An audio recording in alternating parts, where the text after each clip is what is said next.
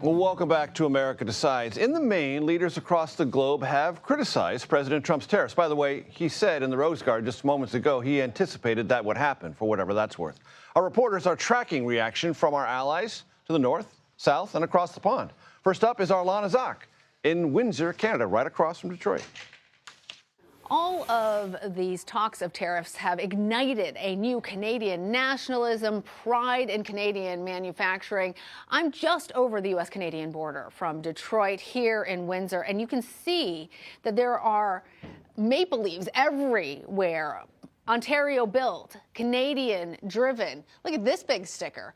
Built by proud Canadians for proud Canadians. And this is at a Honda dealership. You might not think Honda equals Canada, but there are actually two manufacturing plants just about 4 hours away from here in Ottawa, where all of these cars were manufactured.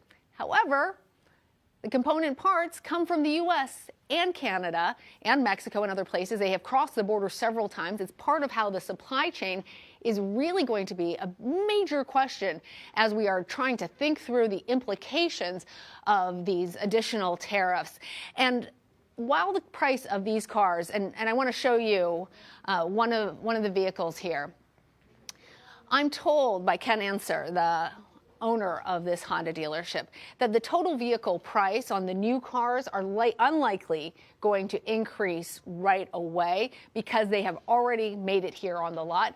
However, what will go up are the costs of all of those different pieces of parts, because that is going to impact everyone, not just buying a new car, but anyone who needs service.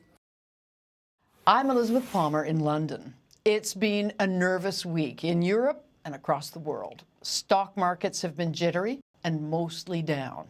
It's safe to say almost no one wants these tariffs.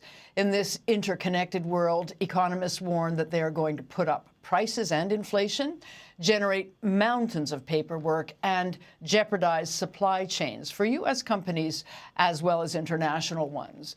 The toughest line today came from the European Union, which sells everything from cognac to cars to America. The European Commission President, Ursula von der Leyen, said, Europe hasn't started this confrontation, and we don't necessarily want to retaliate, but if we have to, we will. That's a threat to impose revenge tariffs on U.S. products coming into Europe. Across the channel here in the UK, Prime Minister Keir Starmer took a different tone, far more measured. He pointed out that a trade war was in no one's interests and that he was going to take a cool, pragmatic approach. But like everyone else, he's hoping in the end to avoid the worst of these tariffs. And he really wants to have talks down the road with President Trump to cut a sweetheart deal on the side for Britain when the dust settles. Right now, billions of people around the world are wondering and guessing and dreading to hear who gets hit and how badly.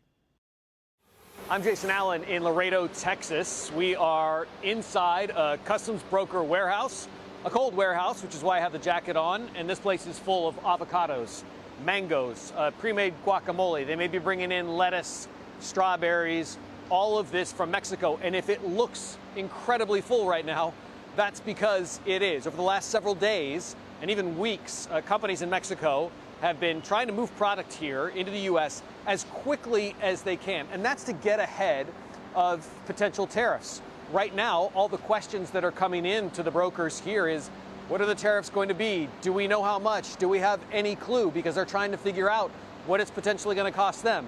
And right now, the brokers here don't have any answers. Neither do the CBP officials. We were at a meeting between them and brokers this morning.